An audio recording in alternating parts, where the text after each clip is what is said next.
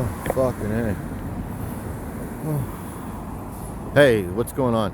Hey, did I just start the video with saying fucking A? I think I did. Anyway, I'm just leaving.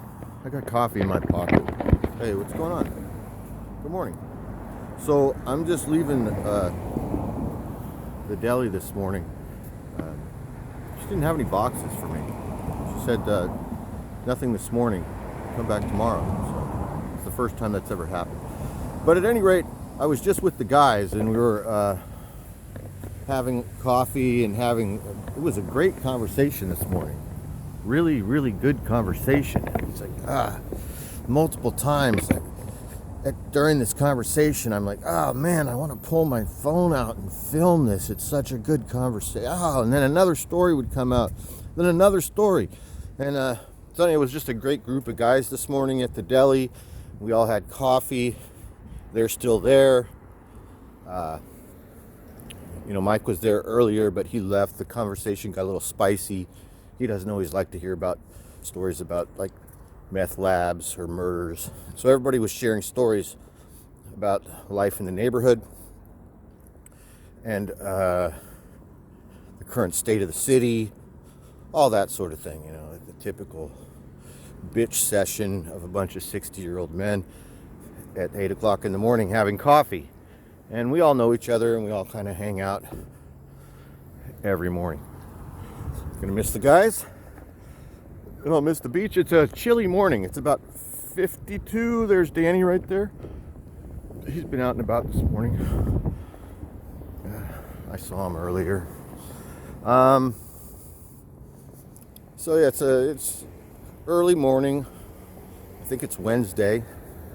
It's foggy. It's supposed to be a low of 52, high of 57. It is a standard San Francisco day. It's not really that cold, and it's definitely not hot, and it's just gray in every direction. So, it was kind of a bummer. I mean, it's not really a bummer. I mean, they're my friends, and it would be weird to begin with for me to just pull out my phone and start recording, and then the whole conversation would have changed, and nothing would have happened organically the way that it actually happened because it was such a good conversation. I'll see if I can try and recap what was told in this conversation. So, this kid Manuel, who's probably like 45, he always has good stories, and he owns a landscaping business, and he has some nice cars, trucks, classics. Most of these guys, they have nice cars, and that group of guys out front there, they fix up old cars, classics, stuff from the 60s and 70s, old trucks, old muscle cars. So anyway, Manuel was there this morning, and we were talking, and the conversation was very political, talking about crime in the neighborhood. He told this great story about this friend of his who had a business. I'm trying to remember what the business was. It was something specialized, but the building that his business was in, he owned the whole building. So he was looking to lease it or something, and he eventually found some people, and these people, they paid him 150 grand cash to take over the mortgage or something like that, he said. But then when they moved in, it was an illegal enterprise. It actually became a full-on house of prostitution, he told us. I think he used the word whorehouse. And so they were busted like 5 times, and they reneged on some loan or something happened, right? So his friend, after all of it gets ironed out and martinized in the end, his friend actually ended up with 150 grand cash. So then, after this all happens, and this is like nothing. This isn't recent. This is like a story that spans years. So then, the same thing happens with the same building. Same building, he gets it ready to go and has it renovated and finds some people. They also give him 150 grand cash to have this interest in the property. The same type of thing happens. It becomes a massage parlor and a bunch of people are living there, and then there's a fire.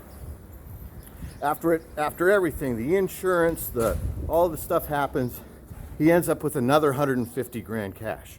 So his friend like went through this tremendous amount of stress and like financial hardship and legal problems and insurance problems. But after it all irons out, like after 10 years, he ends up with 300 grand cash in the black. And then there were other stories about Kevin's neighbor who was renting to some people, and he rented to these people that built a meth lab inside of the house in a nice neighborhood, nicer than the one that we're walking around in right now. Anyway, there were more great stories, but a lot of them were like that. It was about there was a great one that Kevin told about this kid that he played basketball with, who was very talented, and this kid was going to go to Marquette, or he was going to Marquette to play basketball.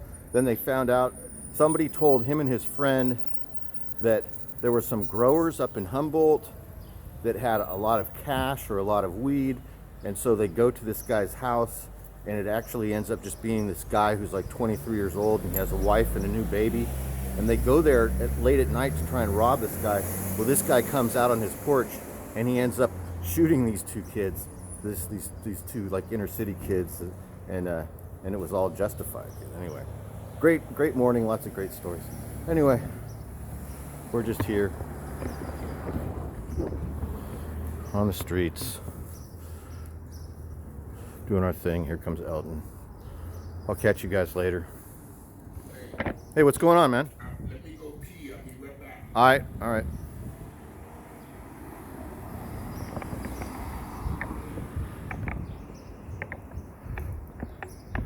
What's going on over here?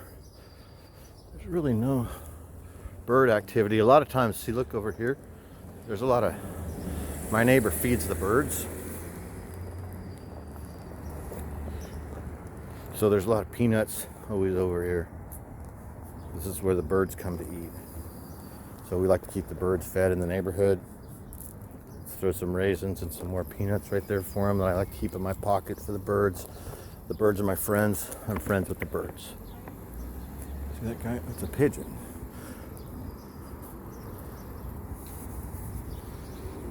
Looks like some bedding here on the corner this morning.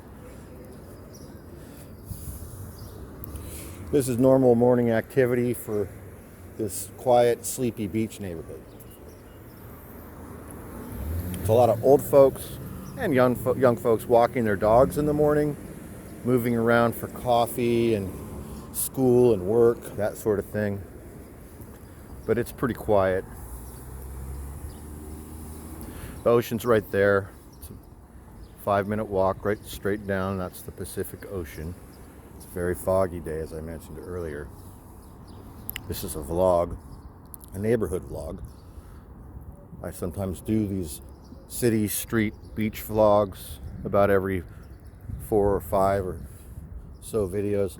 And then sometimes I'll just go on a tear, and I'll stop talking about toys or comic books, and I'll just make beach vlogs where all I do is walk around in the city or go to the beach every day, which I go to the beach every day, but I don't film it. But then sometimes when I'm in the mood to do that, I might film video after video of me just rambling, walking around the beach or the neighborhood. It's the sort of thing I do sometimes. Anyway.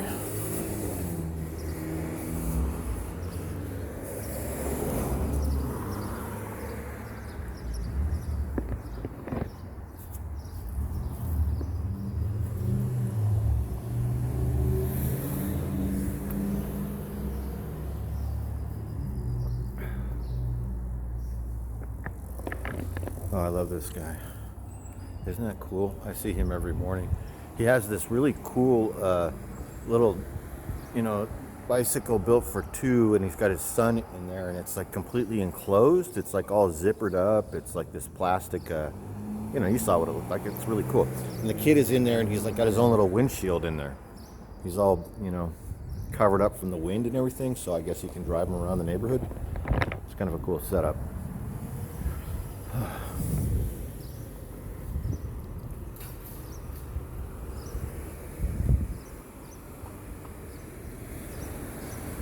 Little windy this morning.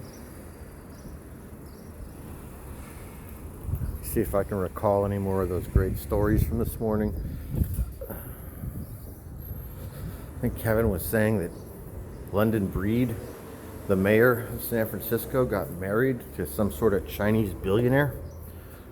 Thought that was interesting. We all thought that was interesting. I didn't know that. I hadn't heard about that.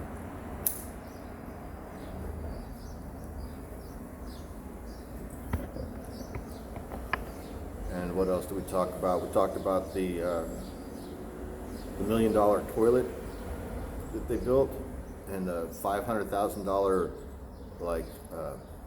committee that they funded to investigate toilets, public toilets. And Mike was saying that it would have been better if they had just taken that $1.5 million and just put it in a big pile down in the Tenderloin and then just burned it, so that at least it could keep the drug dealers warm for a day or something, that sort of thing. Which was pretty funny. We all thought that was funny. And then Kevin told a funny story. He said that his friend was at DuBose Park, which is a park that's like in the kind of Chinatown. I don't know. It's a nice area that borders on a not nice area, is how I would describe it. That's what I would say. It's a nice area that borders on a not nice area. Anyway, this park, his friend has got his dog there, and he's talking on his phone, and his dog poops, and he forgets about his dog pooping, and he's in this conversation. He's walking around the park, and then a cop comes up to him and writes him a ticket for his dog pooping. And then right when the cop is writing him a ticket for his dog pooping, there's a guy that has just pooped, like some drug addict that's got it's like cardboard and homeless guy, and he's pooping. And Kevin's friend says, well, what about that guy? And the cop had no response. The cop wrote his ticket. Hey, what's up, man? You want to be on a video? You want to say hi to the people? What's going on, people? Good morning.